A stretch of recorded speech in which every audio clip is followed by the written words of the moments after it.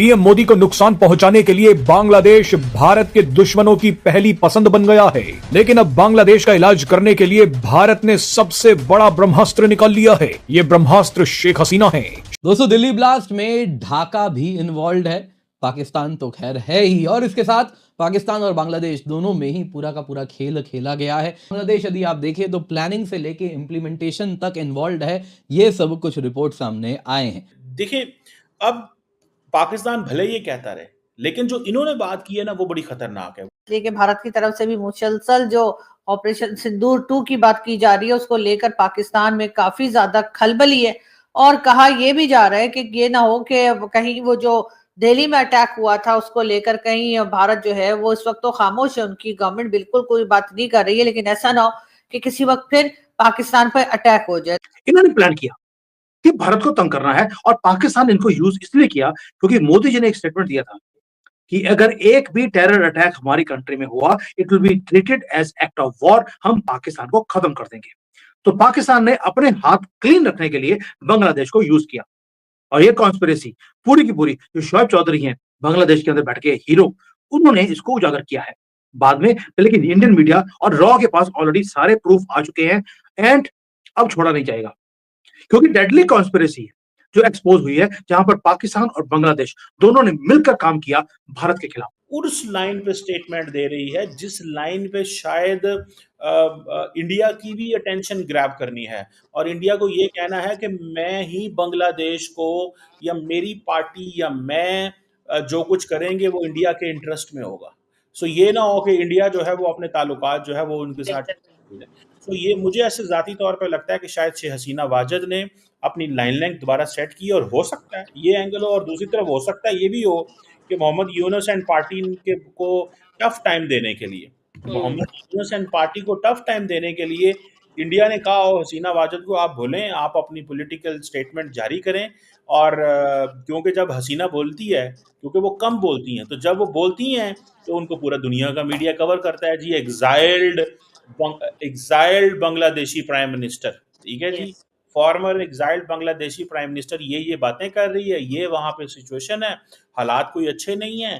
तो हमें that's how we need to look at. 6 Bangladeshi जिहादी ऑलरेडी भारत के अंदर वेस्ट बंगाल में छुपकर बैठे हैं। ममता बानो उनको प्रोटेक्शन दे रही है, और इंडियन इंटेलिजेंस के पास फोटोग्राफ्स हैं, लोकेशंस हैं, और उनके टारगेट्स हैं कि कहां पे उन्होंने बॉम्ब ब्लास्ट करने हैं।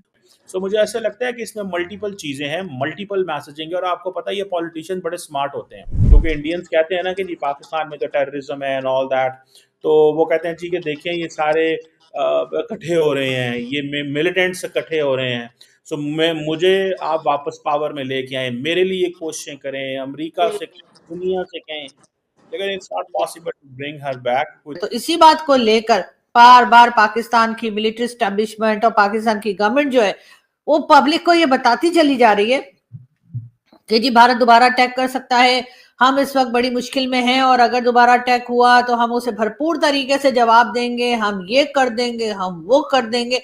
मतलब ये सारी बातें की जा रही है।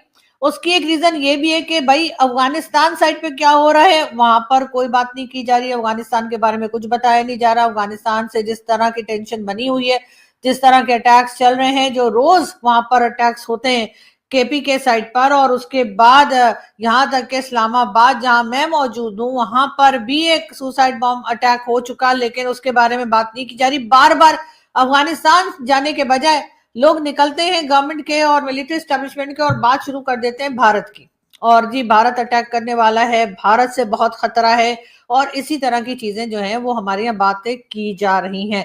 तो भाई आप लोग आखिर अफगानिस्तान की बात क्यों नहीं करते, अफगानिस्तान के साथ क्या हो रहा है वो क्यों नहीं बताते।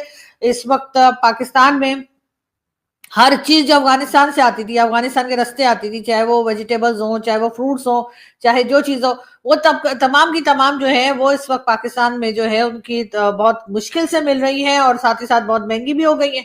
क्योंकि हमारे वेजिटेबल वाले जो है वो कहते हैं कि जी हमारे फ्लड आया था तो हमारी सब्जियां तो सारी बह गई, और जो अफगानिस्तान से आती थी वो आनी थी, इसलिए उन्होंने हर तरह का ट्रेड जो है वो पाकिस्तान के लिए बंद करना शुरू कर दिया।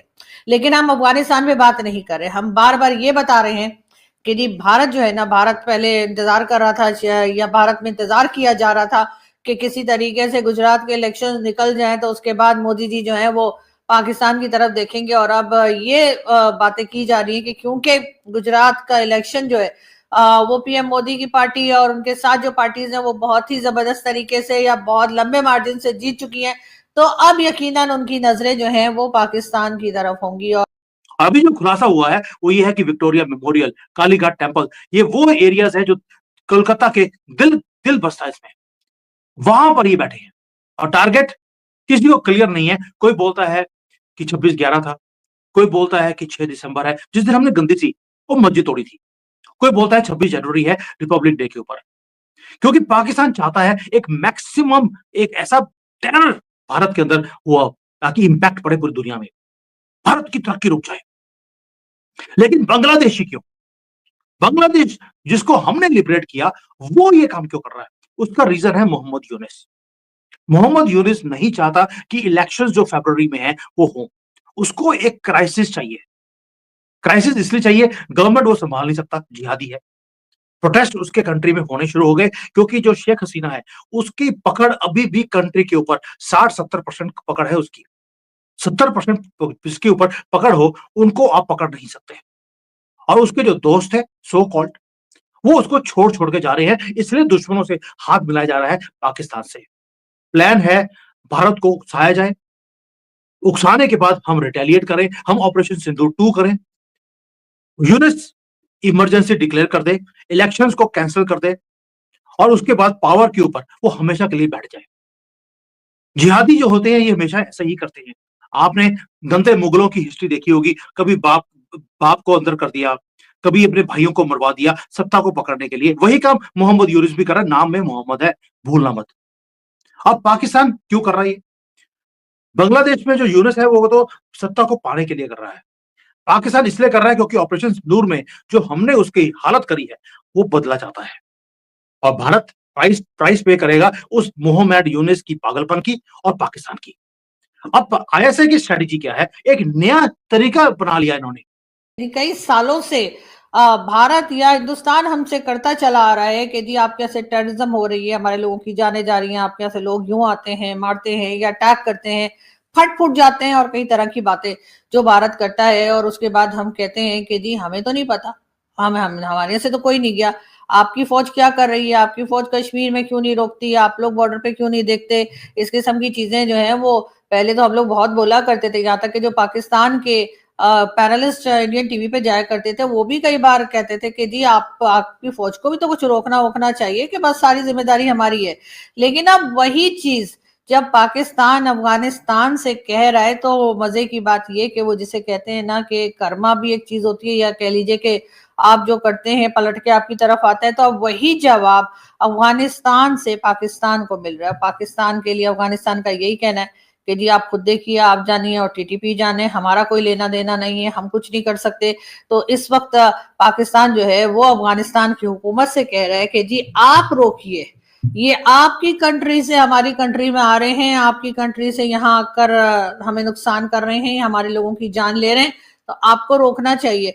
लेकिन जब यही बात हिंदुस्तान कहता है तो जैसे मैंने पहले कहा था कि उस वक्त तो हम इस बात को बिल्कुल साफ इनकार कर देते हैं। लेकिन अगर अभी भी हम अकल पकड़ लें, अगर इस वक्त भी हमें समझ में आ जाए कि भारत क्या कहता है बार बार, और जिसकी वजह से जो कह लीजिए कि कुछ लोगों की गलती की वजह से या कुछ लोगों की हरकतों की वजह से 26 करोड़ लोगों के ऊपर भारत के लोगों का शक जाता है। 26 करोड़ लोग जो हैं वो उस नफरत को झेलते हैं जिसका वो हिस्सा ही नहीं है, जिसमें उन्होंने किसी किस्म का कुछ नहीं किया, लेकिन फिर भी उस नफरत को, उस नाराजगी को वो 26 करोड़ की आवाम जो है वो भी भुगत रही होती है। तो अब पाकिस्तान को अगर उस वक्त समझ नहीं आई और बार बार हमने इनकार किया भारत से